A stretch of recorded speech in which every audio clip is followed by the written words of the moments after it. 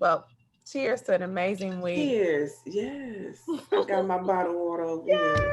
I can 'Cause- hydrate for tomorrow Yes, night because yes. I'm doing the happy hour thing for real. Oh, I need to step my social media game up. I was unaware that Zoom can now live stream to YouTube. Oh oh, yeah. Yes, oh, ma'am. look at Okay. that. Yep. We're live on Well, YouTube. Yes. Yes. good thing because I just paid for a full year subscription of Zoom. Yep. So that's gonna work You lovely. can go, you can do Facebook, like your regular Facebook page, YouTube, and then if you have Facebook Workplace, which I have Facebook Workplace for Huh, like my team meetings. So yeah, if you wanted to record something, if you're recording something and wanted to stream it in there, it can do that as well. right. Hmm. So, can you do them simultaneously or just one platform at a time? One platform at a time. Okay. Right now, they ain't got that good, but probably soon. That's really well, they're trying to compete with like StreamYard and stuff. There's some other Yep. ones that let you stream simultaneously, but that's really Hmm. cool. Yep. That's really They cool. getting there. I like StreamYard. I done used all kinds of Really, yeah, you like platforms. StreamYard? Okay, Yeah. okay. I got it. Yeah, that's the one I'm All moving of to next. Cause I get tired of uploading the same stuff. What y'all talking about? them. The streaming platforms, all Yeah, the different streaming y'all. platforms that are out there. For recording though, my favorite one is Loom. That one is like hands down the best one for recording something and then just having that video like as a training or something. Okay. Hands down, because you can edit it, you can do all the things you need to do before it's final. Done Okay. deal. Love it. I'll check it Oh, out. and Kim, you could get it for free. You got an edu email address. It's free completely. Kim, go and send me that email address then. Stop playing. That's all right. I'm just gonna get it from my best friend. Never mind. She's gonna do it for me. No worries. What's up with that EDU? Loom. Okay, I need to look into Loom. That might be a next step. So folks are logging on. Welcome. Good evening. How y'all doing? Hi, Up. This is Kim with On Every Piece. Join Kim and Shades Kay of and Blue Shade of Blue Project. Project. We are doing this thing. We are showing up for Black Mamas tonight. Yes, Yes. yes, yes, yes, yes. Woo! Feel that. I'm Hmm. telling you, this has been a week. This has been a week for just Black women in general. Of course, we're talking about Black mothers specifically tonight and celebrating that and what that means and what it means to show up. Oh, it's been so much. It's It's it's been a good. It's it's been it's four been days of this summit. yes, Has, even though, as you know, as us as the creator of the summit, we still learn things along the way. That's the genius of all of this, is that yeah, we've been able to learn some new things, even yeah. as the So creators. back up. So Kate was saying, okay, we today was the last day of the Black Maternal Mental Health Summit. This is the second year. Last year was the inaugural year. On Every Piece partner with Shades of Blue Project. Kay, amazing in her effort leading the charge for Black women, Black mothers, ensuring that mental health is not the Hmm. or the we'll get to that in this crisis that's impacting Black women around maternal health and dying Yeah. from causes related to pregnancy. And so, how do we continue to show up for Black women and ensure they're supported, receiving the mental care that they need in a dignified and respectful way? And I'm so excited that we are joined by our own psychotherapist and influencer with On Every Piece. Yes. Genesis Blue. I mean, come on, we got Shades of Blue, we got I Genesis was about Blue. to say Genesis. Now we got to do better amongst Yeah, ourselves. There's yeah. no I keep reason. forgetting that the branding is just aligning, isn't it? Yeah, we Yeah. gotta. We just gotta do better about that thing going forward. Right? We live and breathe mental health over here on the daily. It's one week to uplift so others can pay attention, but it's every day cause for us to bring awareness, especially for Black women, because we are underserved, underdiagnosed. It's just like we don't exist, and we know this in so many other spaces, right? So Yes. it's like nothing new to us, but that is what showing up for Black mamas really mean. We're gonna show up for them full circle.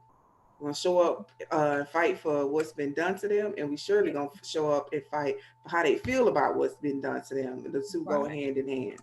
And I love that you guys are having the conversation about mental health, because what happens is people typically leave that off the table. They'll talk about the physical stuff that goes on, but it's huge. It's a huge issue for all women, but particularly women of color, because we're less likely to seek any help for what we're going to, or even tell anybody that we're going through it.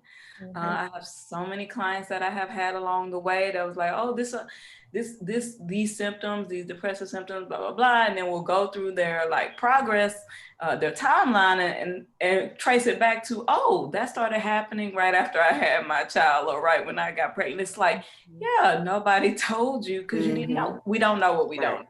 Yep. You know, you have to know what you're looking for, and then also know that it's perfectly okay to talk about. It's actually super common. It's super common. Yep. That's right. Normalizing this thing, and then, you know, being able to help folks follow up with what's the action, right? So once we normalize it, then like which part of it are we normalizing? So it, to me, it happens in stages. We normalize that it's okay to not be okay. Then what? That's me. Yeah. Everybody was like, it's okay to not be okay. I was like, yeah, okay. So it took y'all a couple of years to get that part. There now tell them what's next. Yeah. After you're not okay, then how do you get the help that you need? This is all about action, because again, these issues have existed for many, many years. Long before any of us came along, they existed. So for us, it's about action.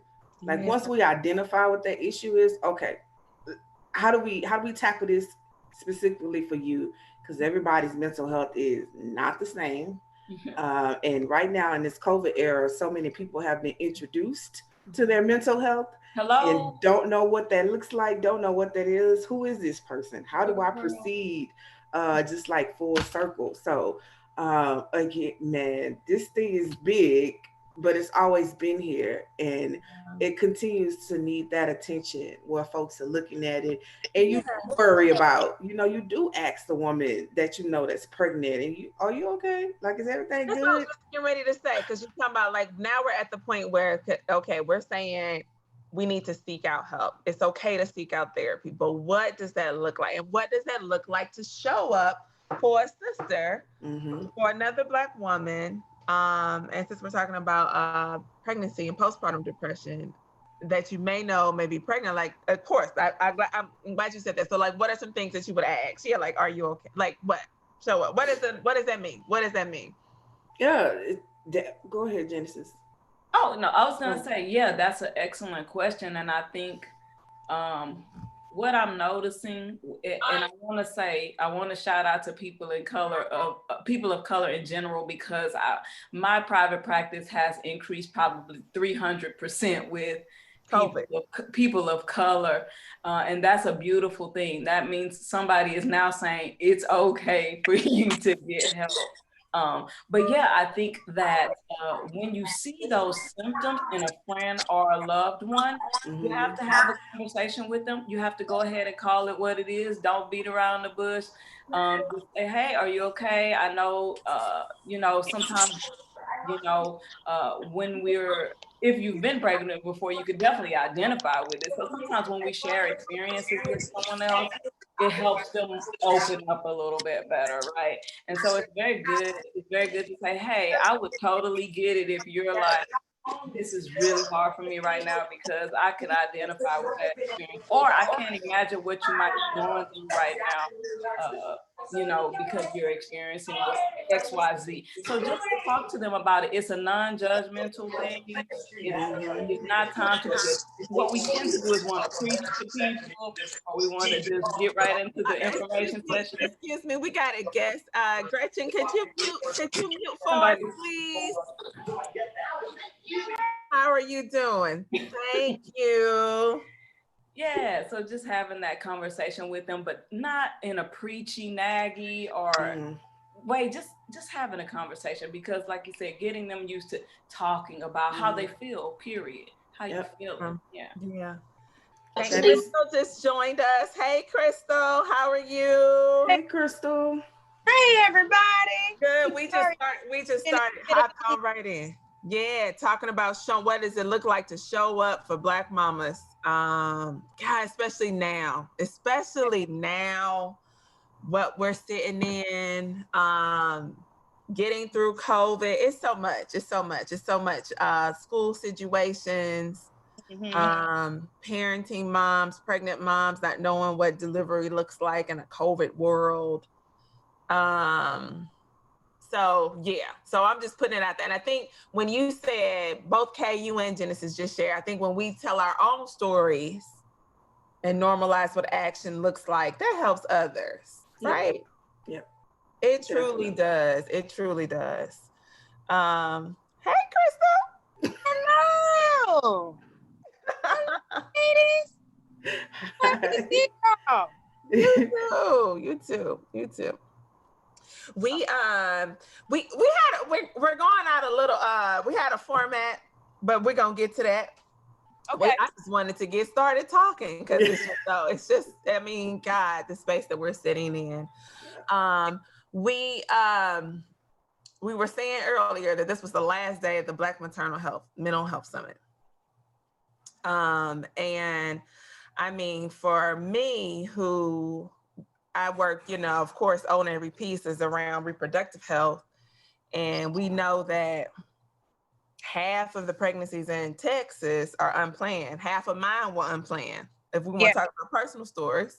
And I think one of the questions from our Candid Conversations gang, because we were going to start a question to break the ice, like, what would you do this morning if you woke up and, who would you call? Who was the first person you would call or text if you found out you were pregnant this morning? And I looked at that, look at Kay's face. I looked at that, I said, Why? That's funny, because why is that that's a question that makes you stop and pause, like, wait, let me process that. You gotta process that? Yeah, like, you would think it would be my husband. Let me tell you, but that's not the first thing that pops into my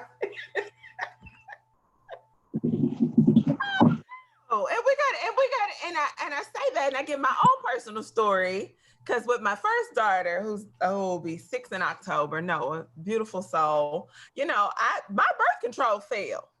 And so the first person I called my best friend. I said, huh? And then she goes, Kim, you love Charles. You guys are talking about getting married. You love him. Like, you're right. But like, it's okay, girl. Girl talking me down, right? But it's that moment where literally things shift, like here, like mentally, and then preparing for that, like through pregnancy and all the changes, the anxiety, postpartum, just feel just different, just all of that. And not knowing how to deal with that. Like not even planning for it. Even when you plan for it, it's heavy. And so how do you show up in spaces for women who, don't even know what to do and find themselves in them situations? Anybody want to jump in? I think go ahead, Crystal. Always lead. Well, okay, so the other thing is, you never know where somebody's mind is, like if they want to keep the baby, if they're happy about being pregnant, that's one thing. But I always would say lead. If you are the person on that other end of the conversation, lead with, oh my God, that's so awesome. So that way, because I think everybody has that feeling of anxiety, like, oh my God, I'm pregnant. Even if you're excited about being pregnant, you still have that moment of, Lord, I'm about to be somebody's mama. Right. That's a lot of work. That's just another life that I'm bringing into this world, as crazy as it is already. And here I am. I have to be the one to teach somebody how to move around. you know, how to really, really live life here with our circumstances, you know? Yeah. So I could see that being, I know me, when I found out I was pregnant, I cried, y'all. I didn't know who to call. Because I was young and I was trying to get pregnant. We were trying to get pregnant, but the fact that it happened and it was like, whoa, you know, you don't realize how unprepared you are until the day you find out that you're pregnant. Then it's like, it's so many emotions, you know. So whoever the person is that a woman would call, it needs to be somebody that's going to be supportive. Yeah. One or the other, you know, that's going to be loving and not judgy. Because that's the other thing. You can call somebody, and if they're not with you know, the first thing they're going to say is, oh, what about your baby daddy? Oh, this and that. You know, like, people, it depends. You really got to think about that person that you're going to call. It will be my sister. It will be my husband. And be my mama. You know, the support system, the ones that when you tell them you're pregnant, they're going to have nothing but good things to say. I remember telling my husband's friend, who's my good friend at the time, but at the time, now, but back then, I think he didn't know how to feel about me. And the first thing he told me was, and he knew I was conscious of my weight. He was like, you're going to get so fat. You know, you got a fat gene in your family. I don't think he was thinking. But when he said that, I mean, I kind of broke down a little bit. I couldn't let him see me break down. But I went to the restroom and I had to cry a little bit because like, I'm happy about being somebody's mom, but at the same time, here I am worrying about my body and what is my body. So, you know, you be careful. We all have to be careful who we with ourselves, right? Who we share that energy with. Yep. Yeah. Yes, because that's powerful. That's powerful. Hey, DJ Superstar. Hey, y'all. Hey. I promised I was ready at 6:55. It's okay. You here now. You show Now I up. gotta have another cocktail. Oh Lord, y'all know I stress out easy. It's okay. It's okay. That's why we're talking about showing up. Y'all know I stress out. This stress and this anxiety. What do we do with it all? Today I went to chirotherapy. I went to that. Oh. Now that is cool. I'm a when I post it, I'm gonna tag y'all on it, okay? So I was like, you know what? I gotta do something. So every day I've been try to do something for me. Yeah. I started back meditation. I started back paying attention. Me and Crystal be on this moon energy. I'm trying to get I'm back on it, but we try to share, you know, we try to get in tune with the energy and the synergy around, you know what I'm saying? So I can know not only how to act, but how other people act. Yeah. You know, I try to use everything, right? So like my daughter right now is real sensitive, but Scorpio is real sensitive right now, okay? So I'm just like, oh, okay, let me just chill on the, you know, whatnot. But I've been meditating, and I said each week I was going to do something. And this week I did chirotherapy, and I did it was cold too. Oh my God. But it was a different feeling after you got out. It was cool. And I did the leg thing. They put these leg, I guess, warmers on. And it, you know, when you get a blood pressure, how you get your blood pressure checked, it does that to your legs. It feels so good. And it's a good hurtful pain. A good, yeah. But anyway, taking time for something yourself each week until these massage therapy people open again. Yeah. Yeah. Definitely. That's right. Taking time for yourself each week. I'm trying to get there, y'all. So throw out all the tips. Oh, and you know, to ground yourself. I know y'all been seeing. I try to, you know, I've never had a green thumb, but I have a garden, a little garden now. So try to do something like that, because that'll keep your mind. If you really take care of it, then you're gonna really take care of that plant.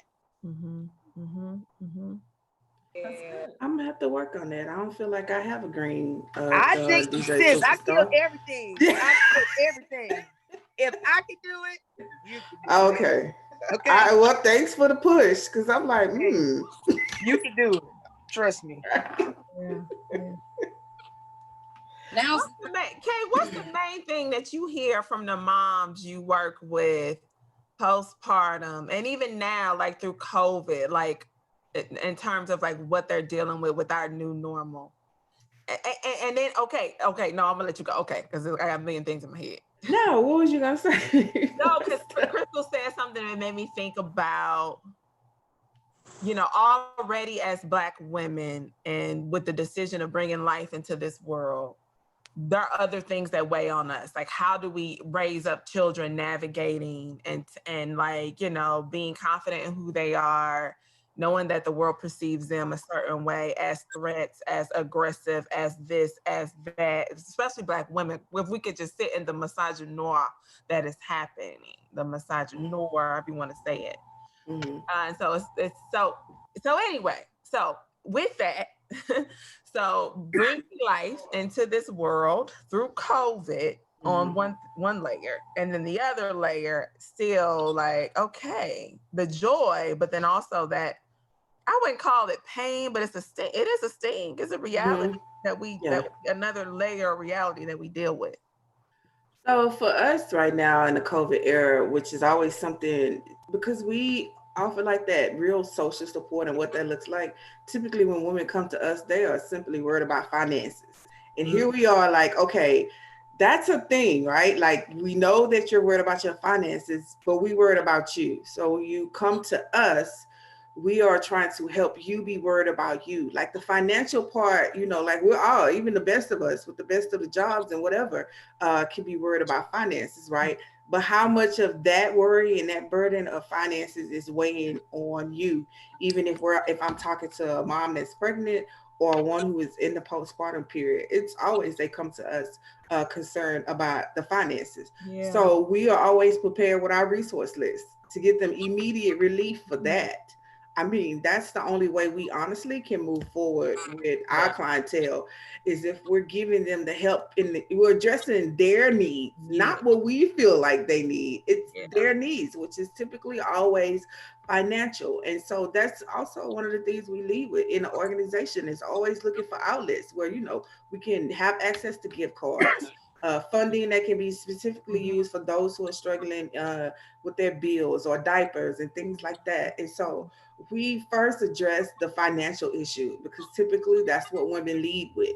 Once we are giving them an ease on the financial part, then they start to talk about maybe the struggles that they are having, like, since giving birth or just giving birth in general, what just life looks like for them. But we have to first get over those initial hurdles before we can even get to the part where we're actually helping them. They know from the start that our goal is to help them, but we can't do it without addressing those other issues that they see as more important than the actual self-care we're trying to get them to see that they need for themselves. But you know what? That is actually self-care. So when we're talking in terms of mental health, we're talking actually mental, physical, spiritual health, right? And then we have the hierarchy of needs. We can't function at a higher level until our basic needs are met. So what you're talking about is we need physiological and security needs met first. That's actually a part of that taking care of yourself. Those are the basic two levels is, do I feel secure in my environment? I got a place to sleep. I got food in my belly. I got clothes on my body, right? And then after that, I can be concerned with those things. So what you're talking about essentially is you're managing the crisis at those bottom unmet needs. So we typically do not address mental health until our unmet needs are met, which not shockingly, I'm being smart. That's why Black women are at the bottom of the toll for taking care of mental health, because we always are putting out fires all the time, little fires all the time, twice on Sunday. And we never, even if it's not our own hierarchy or needs, we are always worried about somebody else, aren't we? And so we just can't ever get to that point where it's like, oh girl, I can take a breath now. Okay, now let's talk about this stress And then kind of to Kim's point about the symptoms that begin to develop, what you're experiencing a lot of times, and then on top of the pandemic is, first of all, fear.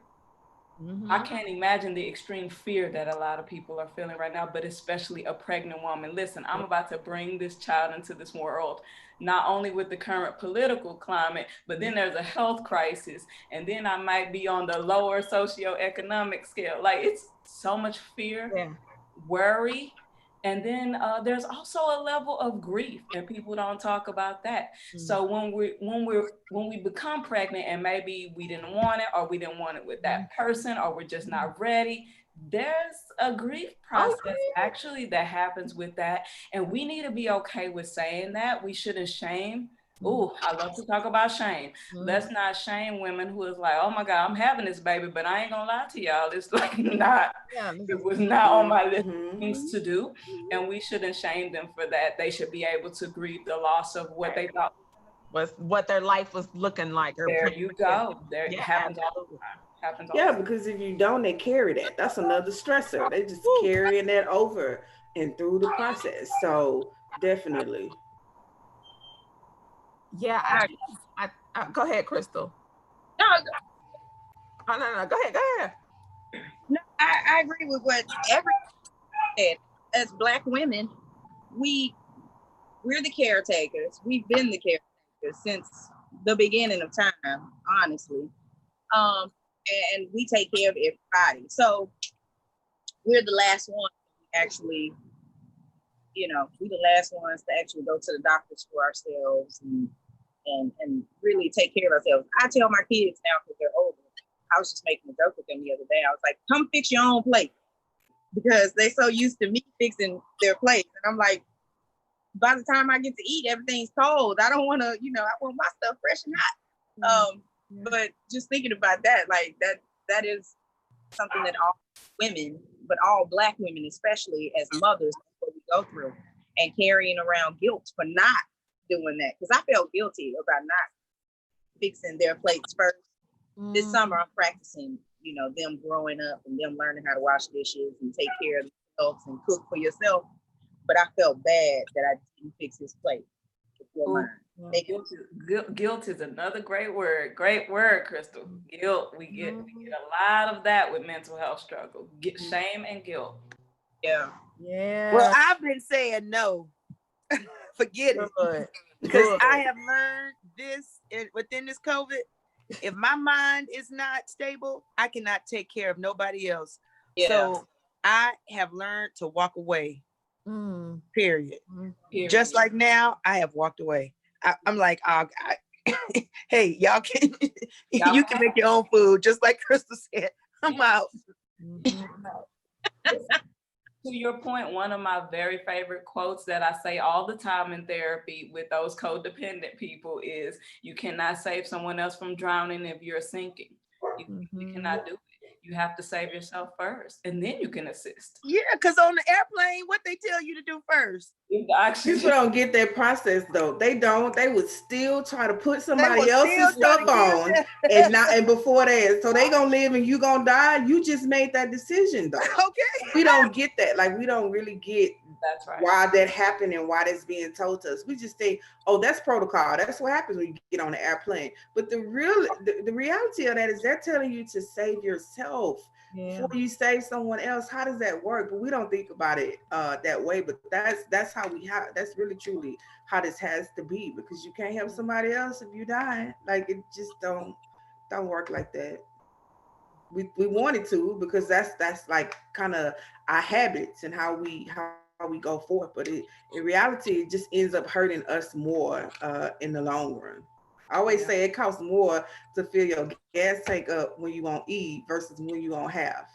That's just it. That's true, and I keep letting that light come on. I know that. Me too. Mine's gonna kill. I know. That's that living on the edge part that come out. It's how far I can go on E. What? Come on, Kim. And it's just not meant to be that way, right? Because it's so funny to me, like we don't treat our physical selves the same way as our mental health. Your butt go to sleep every night because you know you got to go to sleep. It makes complete sense. You have to replenish your mental as well. It's the same thing. The physical works very much in line with the mental and the spiritual. So what you do? What do you be doing, Genesis, to clear your mind? Yeah. Who you been to? Well, you know, I actually, and I can't right now because of COVID, I practice Tai Chi. I really love that because I'm not good with sitting still with meditation due to my ADHD, but moving meditation works very lovely for me. And of course, music. I've been reading a lot of books. You know, I'm a self-care queen, so just ask me. I know, yeah, that's why I'm like, what do you do? Yeah. Everything I do, I try a little bit of, even like eating a really good meal. You know, one of my favorite things to do is sit in the car and be quiet. I love silence in the car. It is I don't drive with my radio or music. Isn't that crazy being a DJ? No, not sometimes, but it makes sense because you're just looking at audio books. You're looking for peace. Yeah. That moment of peace is so clutch for me. Because I know, you know, I talk for a living all day long. So I like literally. It's like you want to sit with yourself. I just want to sit. Yeah, pre-COVID. COVID made us sit with ourselves. Yeah, before I used to come home from the office and sit in the driveway for every day, at least 30, 40 minutes for like leaving the day in the driveway so I don't take it into the house. So that too is a struggle for folks right now that are working from home and not having that outlet to leave this space and go into a different environment and then come back home. So that too is a mental health struggle for a lot of folks. Is, you know, your personal has not clashed with your work environment and what that looks like. You know, you got to I feel like you got to get creative. I often tell myself, if I close the door to my home office, that means the office is closed, right? Like really just getting myself in that mindset of like, don't go back into that room. That's your office. So did you get in your car and drive back to the office? It doesn't matter if you just got to walk down the hallway. If the door is closed, don't go back in. But folks, you know, some folks, it's easy to just be working hours and hours upon hours because you're at home. But then you have those moments where you completely shut down and you're like, I'm not doing no work today, right?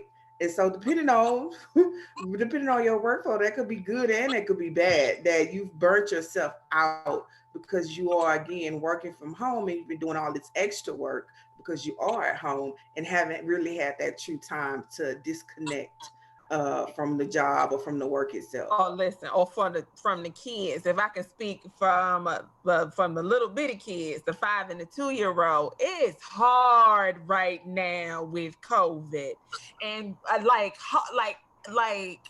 I couldn't imagine. I'll say this. So Noah's 5, CJ's 2. I couldn't imagine going through this 2 years ago, bringing CJ home and Noah being 3, right? And then having to like daycares may be closed, like his daycare shut down in March. And even for me, I'm like, oh my Lord, this could spiral for me. So many other women are sitting in these predicaments. Like, I think, you know, the grief of like childhood being different. And so as a mom, you're wanting like Noah's 6-year-old party, like she's not gonna have the birthday party. So the loss of it sounds like small stuff, like we got our health, don't worry about that. No, that's true. How we preach, you know what the church say, like you blessed, like why you don't be complaining. But this is like real stuff, like dealing with these emotions and like daycare closes, or like the older parent who could watch your kids, but COVID, so maybe not. So all the support structures seem to be, I don't know.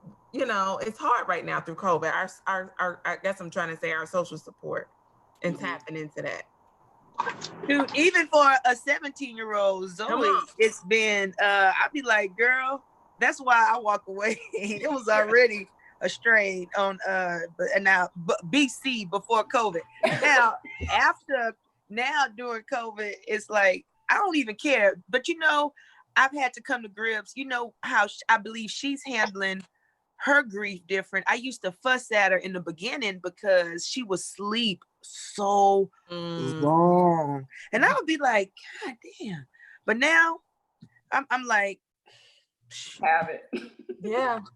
Yeah. It's took, but I'll be like, God damn. So I try not to say nothing because I'm trying to be aware of her feelings because of how she's dealing with this new, and she doesn't want me to ask her, oh mama, I'm fine, don't. But I'm like, no, because of what you said, of the stuff that we experienced as childhood. She's supposed to get her license. It's been tough going to the DPS office, y'all. I have lost it at the DPS office because they want you to have an appointment. If you go up there with the appointment with your stuff, you can't see anything. It's like everybody's already on edge. Right. Right. And then you go out, they don't know what to do because they trying to figure it out. And so now it's a backup for just getting a birth certificate. Yeah. So look, superstar, you don't have to so teenagers are one of my specialty groups, okay? Okay, you know what? Zoe calling you next week. Okay, well, I'm dead serious. You don't need to say, hey, do you want to talk about it? Hey, are you okay? Actually, you can simply say, dang, it must be really hard right now what you're going through. I can't imagine like, cause I have one teen, she didn't get to do the graduation, and girlfriend had a cute prom dress. She was ready. Man, I can't imagine what that must have been like for you, because that is such an important time in your life. I'm sorry that happened to you. So you actually, parents tend to want to pry, but teenagers have to trust you first. Love your parents. They trust you to take care of them. They don't trust you with information a lot of times. So you have to build that trust by just identifying. Just talk to them. Even if they don't respond, you just empathizing. Just show empathy. And then now, you're opening the door. Just open the door. You know what? So you're doing sessions next week? I'm doing sessions. All right. I'm texting you for Zoe. Yeah. I think that goes back. So our running theme for Black Maternal Mental Health Week is acknowledge, respect, and support. I think that has no age limit on it, right? We are all struggling, not just adults. Like these kids out here struggling, realistically, I told one of my parents, she don't want to be in your face just as much as you don't want her to be in your face. She doesn't want to, she want to go to school now. It used to be sometimes a struggle to see your kid. No, they want to go somewhere, but they're kids and they still have to abide by the rules of being a child, but they struggling too. And so we got to acknowledge that for what it is. And so like Genesis said, it's just simply about the way we address it with them, the way we support them, because it looks different. Like we need something for us, but they need something for them too, because they have seen things like graduation. How when we were little, we watched folks graduate, right? Go to these graduations. We look forward to that kind of thing. And then here it is, it's our turn and we don't get it. Or we don't get the prom, or we don't get all the things that we've grown up and know when I get this age, this is gonna happen. And then it's not happening. And they're dealing with it and you think about what they may be talking about. Like we talk amongst ourselves as grown-ups, but they talking with their friends, and whatever their friends may be struggling with becomes a factor as well. And maybe their friends struggling more than them, but it's their friend, right? And so a lot of times when we have our friendships and our conversations, our friends' struggle become our struggle, right? So it's all of those things that are involved, because we work with teen moms as well. And that's a totally different type. We approach that in a different way from what we do for women that are 21 and up. It's just a different conversation and a different outlook. Yeah. Well, in our house, we got the teenagers, and then we have preteen teenager. The 14-year-old literally stays on the computer all day with his homeboys. He likes me because I feed him. Yeah. So he loves mama, and I can come over and talk to him and his friends. But after like 5 minutes, I gotta not talk to him and his friends. So that's what I've been doing. My 12-year-old has been all up under me because she's transitioning to little teenager, 13-year-old. because I feel like 13 is a whole age by like it's just a whole little lane. Yeah. And then 14, 15, 16. 13 is like it's 13. You are literally a little girl and a pop diva at the same time, and a little grown woman at the same time. Right. But so she's transitioning, and she's all up under me, and I forget that y'all. It's a big old booty I'm about to run. I'm outside. I'm sorry. I get distracted. Anyways, I forget that they have their own lives and their own stuff that they going through with their peers. You know, like you said, they take on their friends' problems too. I forget that because Noe last week was so upset one night, and I'm like, no, I ain't do nothing to you, and I know your daddy didn't do nothing to you. Why are you upset? She's upset because she's talking to her friends on roadblocks who are, one of the kids is cutting themselves. Mm-hmm. And she is basically trying to minister to this kid. So I'm just trying to tell them that your life is important. Don't cut yourself. There are people that you can talk to. And I came in the room, she was just bawling, and I was like, what's wrong? Like, what's going on? And then she told me about that. She was open with me. They're pretty open about stuff because we don't judge them. We're not gonna make you do anything you don't do. But like that for me was tough because on one end, like how you said, you got to be empathetic, and that's something that I lack.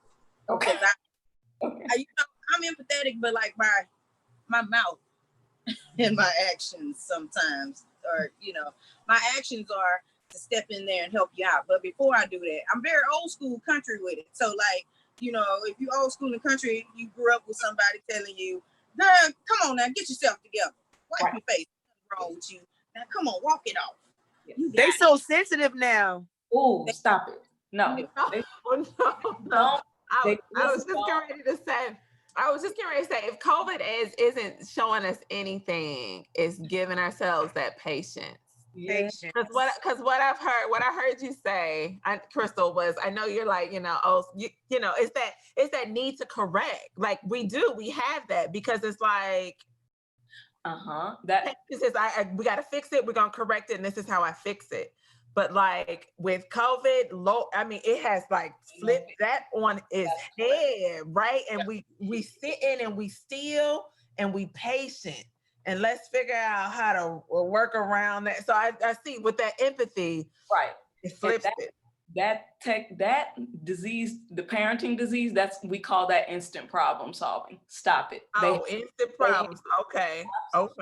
Absolutely hate it. Hey, if you do it my way, you'll be fine. They absolutely hate it. They will tune out immediately when you do that. Don't be an instant problem solver. Mm-hmm. Yeah, she didn't like the answer because my other answer was, once I realized it was somebody from Roadblock, I said, them people on the internet, you don't even know them people. Right. You see that right there. Ooh, Christina, you old school. You offended her, I'm sure. These teenagers ain't prepared for that. That will set them back. It really will make them be like, oh, wait, but I care. Right? It don't matter if I don't know them, but like I've engaged with them or had a conversation with them and I care about them. But old school methods like that is like, nuh-uh, that's not our problem. That's them folks' problem. Whatever they got going on in their house, that's their house, right? But kids today are just simply not like that. Now we're modeling how to show up so what Noe's doing is showing up for whoever that is. Like empathetic. And so we model that. So we have to model that for them, which is like amazing to be able to do that. Yeah.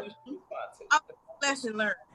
Yeah, I mean, it's it's a lesson though, because this is generational, right? I think when we first started off, we were talking about we are just coming to the point where it's like we're normalizing like seeking mental health, or like that people do it, right? It may not be me, but people do it. But what we need to get to is like the acting on it, the doing it, and then what does it look like to support somebody? Your kiddos are actually way ahead of us when it comes to understanding, expressing emotions. That's why you're struggling, because they're okay. They're okay with that. But they don't show it though. But they don't show it. Healthy. it's actually healthy. It just feels different to us because we weren't raised like that. Yeah. But here's the thing. Hey, you know what? Speaking of being raised, I know we on this subject, but haven't y'all been unlearning a lot of things during this COVID? Yeah, that's what I said. I think you got Yeah. Yes. And it's that's another kind of grief, because it's it's effing me up. Sorry to cut. I mean, it is. I'm like, yeah, it's cognitive. That is that's been hard. Me dealing with like unlearning a lot of stuff. So the way we as kids have been brought up. Actually, now we adults and we doing the same thing that those who brought, that raised us did. And these kids ain't going for it. Like it's just not the same. Yeah, like they are not going for it. It's not happening. They reject the type of the engagement that we give to them, because that's the way we were brought up and the way that we were raised. But we often used to say, like, I'm not gonna be like my mama when I grow up, right? And there are times that, I see her creep in and I'm like, yo, you said you wasn't gonna be like her, so like stop it.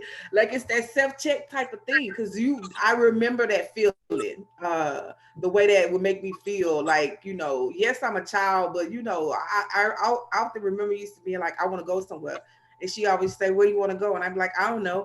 I guess I just wanted the ability to be like, I want to go. I don't want you to stop me. I don't know where it is I want to go. And so to this day, I'm still that same way. If someone is trying to stop me from going somewhere, and they're like, where you want to go? I can take, no, I just want to go. I want the freedom to do that.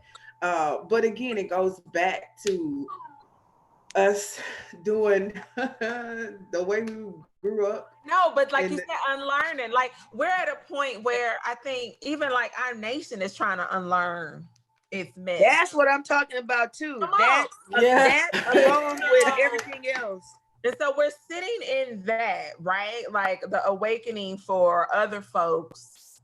Some of us may have already kind of been living in this reality, but like as a collective, like, oh crap, what have we been doing? Yeah. And so then that trickles down to just even us as individuals. I think this moment, this is such a huge moment, I think, for like transformation and change. Yeah. And I think everybody, and I think I was reading, I don't know, y'all know I'm a little borderline conspiracy theorist, but my job, I have to be liberal, and then I have to have, I have a real open mind, but it's really like, and all of this goes back, like you have to be mentally stable in order to deal with these changes a little bit. But we are the generation, everybody on this call, we are the generation that we are in between. It's like we are in between this era of the kids that strictly on the phones, and then we're in this era. So it's like, I think we have a real important role to connect. Absolutely. Yeah, and we have to be open to change for the better. We have to be able to look at ourselves in the mirror and like really dig that ugly stuff out too. You can't just see all the pretty. You gotta embrace that ugly too. Get it, look at it, and like get it up out of there. If it needs to be plucked out, pluck it out. It's a big old transition, and we do have an important role to play in this right now. Us, what are we? Are we Gen X? We're X. We're Gen X. I'm X. I'm born. I don't know. I'm like you was in the 70s. Like an elder millennial. You and I are 81. You and I. You're not X. Yeah. So we're elder millennials. We're elder millennials. Hey, I think I'm an elder millennial.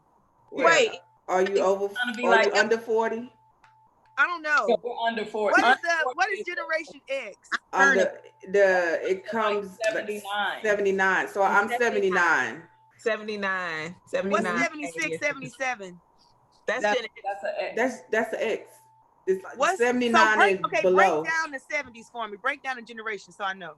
79. I'm Generation X, but I want to know. And so then starting like at 1980, that's when your millennials come in.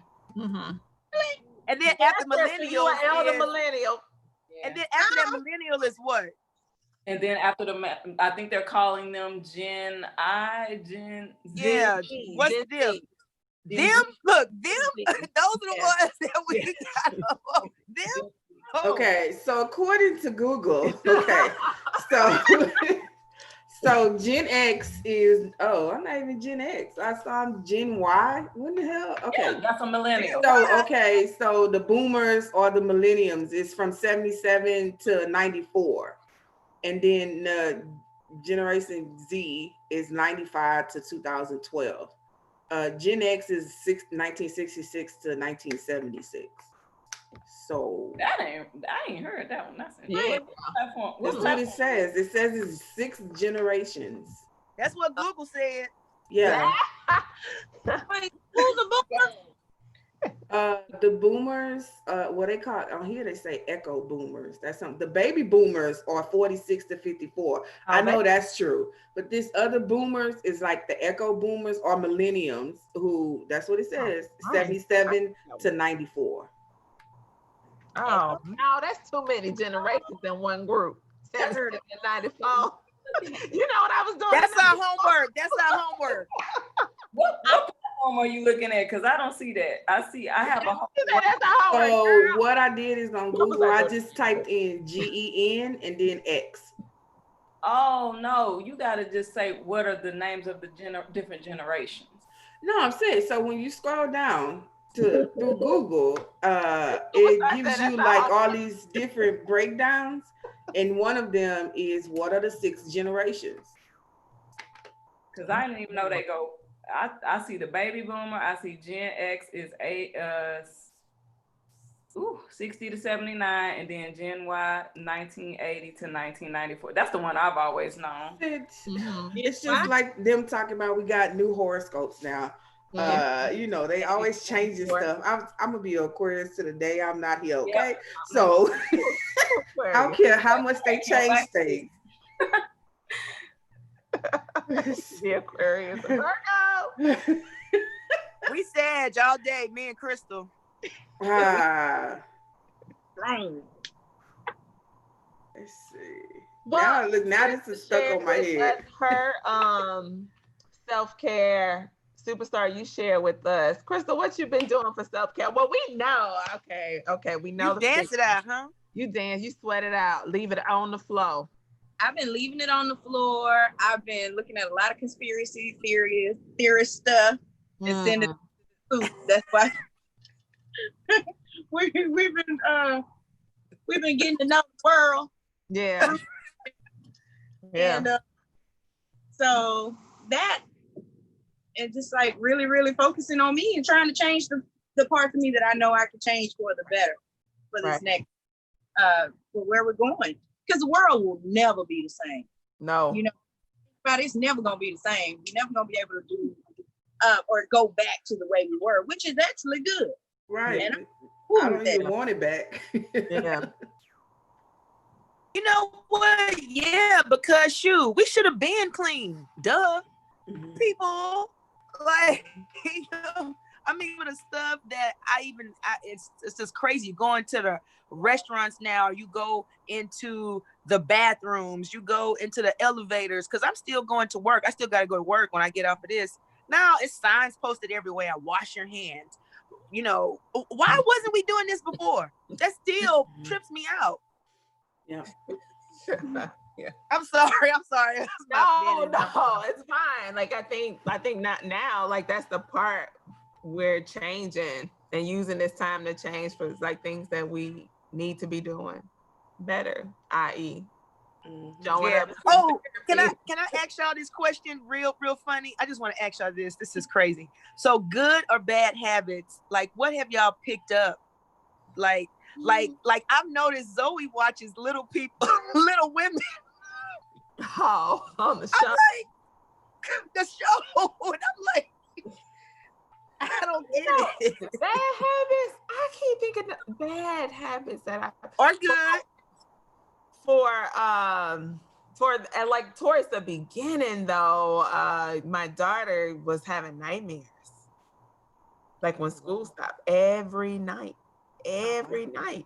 It was bad. Like she was sleeping in our room for like 6 weeks. Oh my She God. did not want to be by herself. And so we just kind of got to a place where now she's back in her room, thank God. But, you know, just like the changes of what's happening and not knowing the impact on our kids and how that's affecting them. I mean, it's just, wow.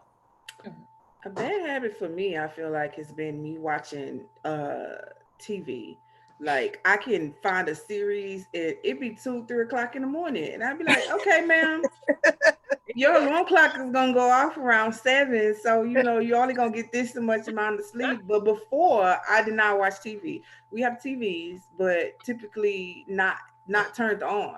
But now I watch TV and now I can be like, okay, my show coming on, be quiet. It's like It gets addictive. when did you get a show? Like, you know, like that's a bad habit for me because I've never been one that watched a lot of TV, but now the TV can kind of like consume me a lot of times. Like, I can bring my laptop in the living room, which is now a rule that is not allowed anymore. But I would bring my laptop in the living room so I could finish watching my show. Like, I want to still work, but I want to watch.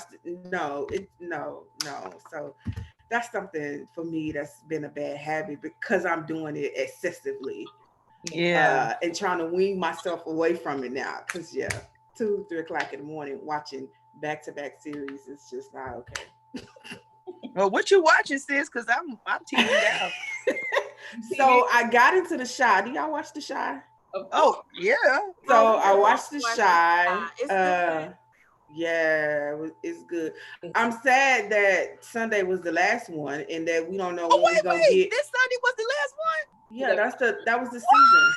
That was You have just messed me up. Are you serious? Yeah, so I know too much. That's the problem. Now, so no. No, it's not coming back. That's the thing. So see what I'm talking about? So because of COVID, it's only 10, it's only 5 episodes typically per season. So that was number 5. And so there is no other episode listed for it, and they haven't been recording because of COVID. So Man. Oh, you just messed me up.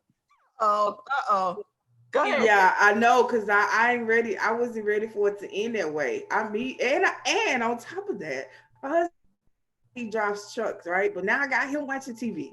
And now we both watching these shows, and it's not okay. And he does not like to watch TV. But he'd be like, don't you think we want to watch maybe like a couple more episodes? Like, this is not good. All American. We started watching All American. That's been good. But girl, Sunday was it for The Chi. Have you guys ever watched I May Destroy You? I May Destroy What? Genesis, you be having deep stuff now. If you haven't, Kim, you need to watch it because I think we can integrate it also into the campaign. Okay. So, I May Destroy You was written and of course starred by Michaela Coel, who's like the British version of Issa Rae. She writes and stars in everything. Oh. The entire series is about different perspectives of consent. It's so good. It starts out with her being violated. Of course, she's sexually assaulted, but then they take all the little nuances around consent. Like one boy is filming somebody while they're doing something. Like she takes it and breaks it down. When I tell you that's probably one of the best written shows because just her originality, and every single episode deals with a different form of consent, male and females. Is really good. Like on one episode, I know you love she's having sex with the guy is nice, but he removes the condom and doesn't tell. Oh, what? You know what I'm saying? Yeah. Is this on Netflix? Don't even think about like different levels of consent. Watch that. Maybe we need to do a Zoom of just discussing that series because it's absolutely brilliant. It's a brilliant. What is it on, Genesis? I'm putting it down. I think it's an HBO. Oh, you know, in the preview for that. I May Destroy You. Yes, I need to see that. It's raw. I'm not gonna lie to y'all. It's raw. The previews look raw because we'll go. You say it's on HBO? Yeah, I believe HBO because I watch it on my Amazon Prime, so I think it's an HBO film. Okay, I'm gonna check it. Beautifully. And just a quick update. I retract. my statement because they got an update that they added 2 more episodes in the Baby, season. baby, Wait, you was about to have me but go, no, baby. but the season now ends on August 2nd. I'm telling you, it was the 19th. Oh, like they can't. I need to know what happened to Keisha. I ain't gonna be able to make it. Oh, what? I need to watch it. You gotta watch it. You watch it. You gotta watch it. I need to watch it. Crystal, come on now. Come on to the game. It's good. You better come on, Crystal, and start it. I'm looking for Black There's Lightning. your homework. You got to watch those 2 things. Yeah, that's the homework. Shy and I May Destroy You. I'm watching that. I May Destroy You. It's probably I wrote I May Destroy You down, so I'm gonna check that out too. Always looking for something. Oh, this was so much fun. I don't have parting words. I didn't have that. I don't. It's all good. Because I feel like this happy hour. We can do a cheers. Part words at happy hour. Because kids get on fun. That's what it is. Virtual cheers. Yeah. Wait, right. I wanted to make sure that we talk about some symptoms of postpartum, though. Yes, let's do that before we go. Like, what is it? Important. And it's very important because honestly, Genesis, I'm glad you brought that up. A lot of the scales that are being used a lot of times in the doctor's office may not necessarily be culturally congruent or rigorous for Black women. And then those questions. So let's talk about that. Like, what does it look like? What can it look like? Yeah, because it's absolutely normal to just have the blues, the baby blues. Mm-hmm. It's one thing to just be kind of down and not yourself. But when those symptoms persist, they're ongoing and they begin to affect your daily functioning, right? That's when you need to say, wait a minute, I need to seek help. And you're right, there's no particular scale. Some people just don't cry. Like in our culture, we may just not cry. And so if the doctor asks us, have we been crying? We go say no, right? But if you know yourself or your partner or your loved one, if you see their daily living habits just change, like a perfectly outgoing person is now super socially isolated, or a person who doesn't really show a lot of emotion is super emotional, right? It's those big changes in behavior, right? Also, they're typically experiencing depression and anxiety, both of them at the same time, which is it's hard to deal with both of them. Yeah, and the addressing and not being dismissive of the anxiety, that is extremely important, because anxiety can start while pregnant, and not telling women that it's because you're pregnant that you have anxiety. It can lead to more than just being pregnancy anxiety.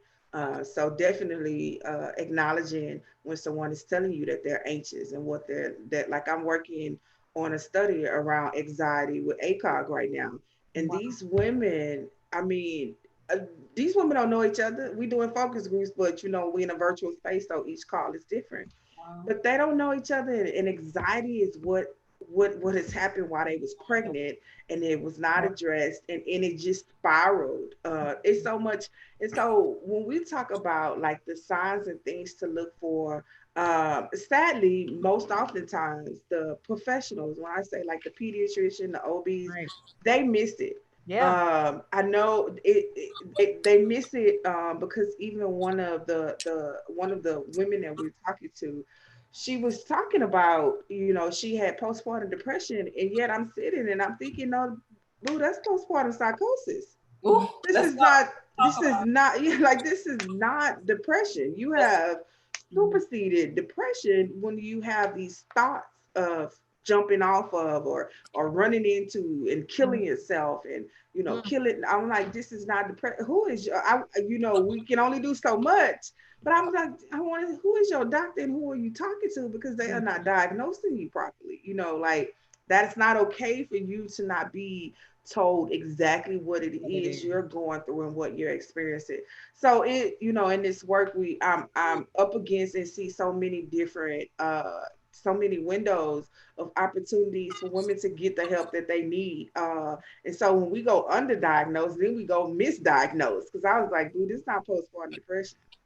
You're certainly in a psychosis type of mind. She's like, well, it comes and goes and it gets better. And the folks at ACARD don't know none the wiser. They steady asking questions, and I have literally like stepped back and I'm like, yo, like we can't continue with this particular interview, listening to this like this because they didn't even know.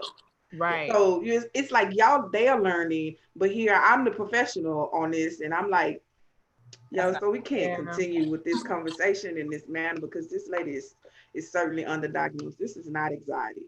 Like, let's be real. Like, call it what it is so she can get the real help that she needs. So it's important that we do know the stages and what that looks like and how to give folks help before it goes untreated, undiagnosed and untreated things just blow. You be like, oh, that this just happened overnight. No, it didn't. It happened over time. Yes. A great reference is Andrea Yates. I actually worked for the prison system when she came through to us. And that's a great example of how everybody completely ignored this person's symptoms, the great deal of mental anguish she was experiencing, and then boom, you know. Right. So, and I work with actually we talked about Andrea Yates, her psychiatrist during the trial, and like a little bit before it was Dr. Lucy Perry. So she's one of my go-to psychs in this work. And so Andrea is in a halfway house now. You know, she'll forever be in a halfway house. That's just her life now. But think about all those things that was missed. Who can stand to have children back to back to back to back like that? And genuinely in postpartum psychosis, you're not yourself. You're totally different. You feel like you're making the best decision for those involved. And in her head, she was cleansing her children. She was baptizing her children because she thought that the devil was doing this and all. It was all religion. It was tied to religion and not really fully being cognizant of what she was doing to those children. Because as she drowned them and removed them and put them down, it was just like when you baptize a baby, you bring them up, they step to the side. And that's what she thought she was doing. But this type of thing happened and it continues to happen. But if we don't identify it and see it and just take a little bit of time to slow down, we truly miss it. But that anxiety thing is number one. We can't be dismissive just because someone is pregnant or like right after they deliver. You be like, oh, well, you just had a baby, or are you pregnant? That's dismissive. And that's not helping the person that is going to continue to struggle because that's their initial cry for help. Yeah, there you go. So that's it. Yeah. Wow. I know. Thank you all. Thank you. I appreciate y'all for just engaging in this conversation. Black maternal mental I've been health. listening. Yeah. Superstar is the kid in class. Class, here come. We created Black Maternal Health just simply for awareness, so that Black women understand that we see us, we see y'all, and we understand like what you're struggling with, and we want to be able to help, and we want those that are like in these professions and in these spaces, and then family and friends to be able to know when to step up and when to intervene and just when to just be there. So it's simply all about awareness. You know, it don't become real till it becomes a thing. And so we want to make it that maternal mental health in our community is a thing. So it's okay if we talk about it, and it's okay if we get the help that we need. Absolutely. And throughout our lives, right? And so young women, you know, and modeling for them and them seeking out and talk to someone. And for us as well, as we just kind of go through this. Oh, y'all, this was nice. Yes, it was. We got homework. We're gonna watch some shows. Yes. So good.